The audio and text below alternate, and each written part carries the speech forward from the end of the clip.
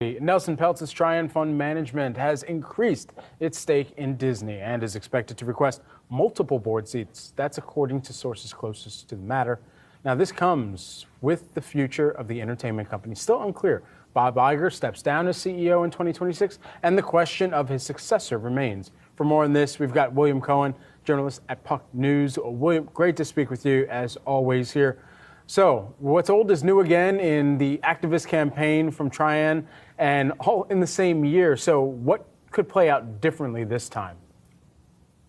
Brad, I think this is a pretty unusual move for a hedge fund manager to come back to a stock that he had made money on earlier in the year and, basically given up his proxy fight. Don't forget, he launched a proxy fight and then abandoned it, thinking he pretty much got everything he wanted.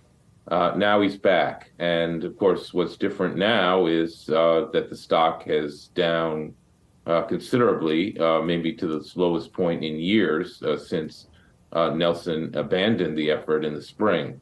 Of course, what he cares about most is making money, and he must think that there's an opportunity here for him to make money given how low the stock is. There are just a world of hurt at Disney these days, and it's potential that it's been oversold. Not clear, really, because they don't seem to be solving any of their problems. They seem to be, quote, working on all of their problems, but there's not much evidence of solving them. Maybe Nelson feels like this is an opportunity for him to rattle the cage again and make more money.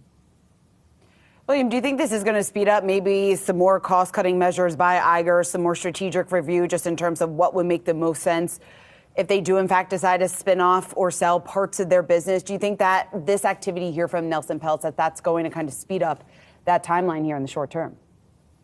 His last foray at Disney got them to speed up. The cost-cutting measures got them to speed up. A board chairman change got them to do some things that they were going to do probably more slowly. Whether or not he can get them to, make additional changes, and he wants board seats. I think he feels like the board is ineffective.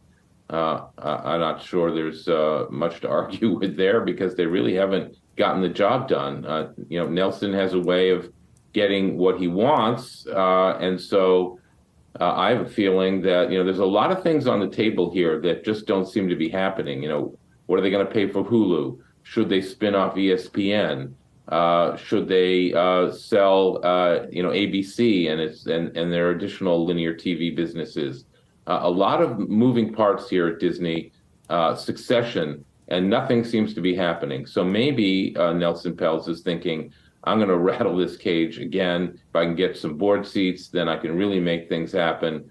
He got action last time when he launched a proxy fight. It's time to once again think about launching a proxy fight. There are dates when he has to potentially make known whether he wants to initiate a second proxy fight. What I also find very interesting is, of course, his latest 13F filing did not include this additional shares that he bought, and this is what we call a strategic leak over the weekend to the Wall Street Journal to make it known that he's back in the saddle again and ready to fight.